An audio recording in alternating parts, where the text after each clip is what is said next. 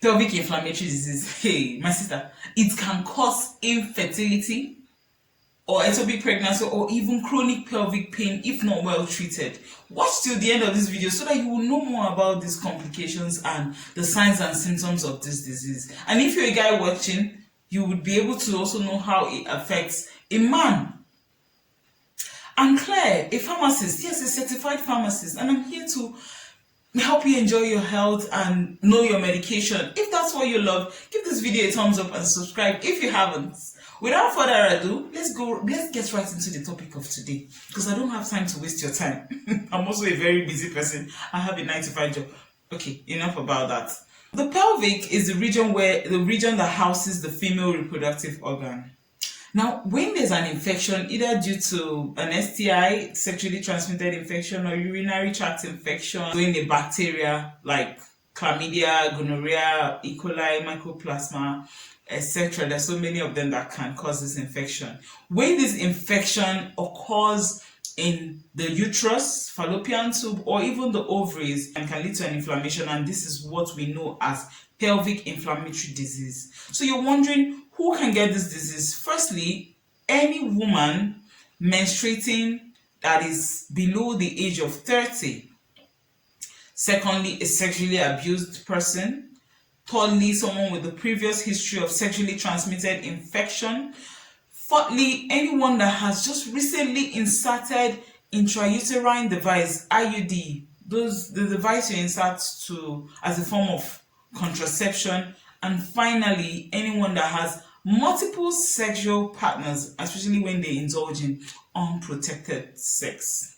Now, how can you get this infection? You already know. Yes, you guessed this right. Through unprotected sex with an infected partner. Moving on to the diagnosis. So when you get to the clinic, your pelvic will be examined to look out for cervical tenderness, adnexal tenderness, and you may also be asked to do blood tests, culture, to rule out infections, and also finally you may be sent to do a laparoscopy where the doctor, it's called the keyhole surgery, where the doctor goes in through a little incision to examine the abdominal area to look out for inflammation. Yeah, okay, I've told you what this disease is. I've told you how you can get it. I've told you who can get it, and I've also told you how it can be diagnosed.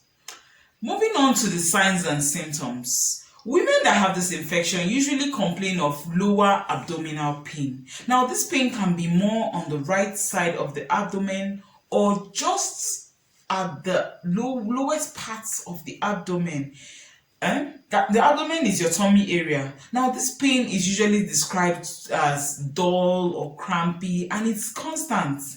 Besides the pain, you may also experience vaginal discharge or cervical discharge. But as for the cervical discharge, this can only be observed by your physician by using a speculum.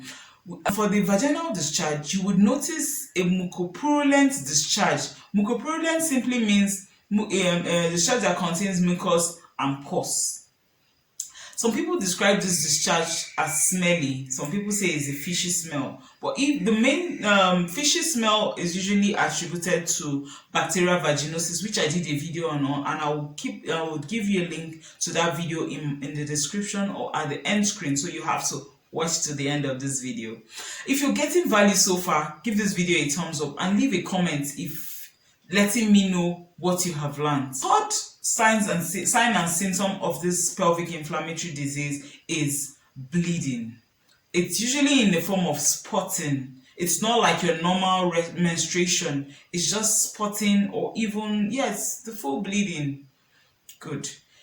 Fourthly, you may experience tiredness, nausea, vomiting, high fever. So whatever your symptoms are, as soon as you notice these symptoms, and by the way, some women go asymptomatic, that is, they don't experience any symptom and they have this infection for a long time. So when you experience these symptoms, please go to the hospital and get tested. You're wondering, what will happen if I don't get tested? What will happen if I don't get treated? Firstly, I mentioned that it can cause infertility or increase your risk of becoming infertile, not being able to get pregnant despite having unprotected sex at definite times within a year. Besides infertility, it can increase your risk of ectopic pregnancy. That's when the fertilized egg is implanted on the fallopian tube or anywhere outside the uterus where it should be. Or even chronic pelvic pain that can affect your life, affect your work, your if you're a student, it can affect your academics because you will not be able to focus. It will affect your quality of life generally. So you need to treat this infection. By the way, it causes infertility by the fact that this inflammation can lead to formation of scar tissue. When you have this formation of scar tissue, then you have blockage, especially when it's on the fallopian tube. Once it's a blockage, fertilized egg cannot travel to the uterus, and sometimes it gets implanted in the fallopian tube, leading to ectopic pregnancy.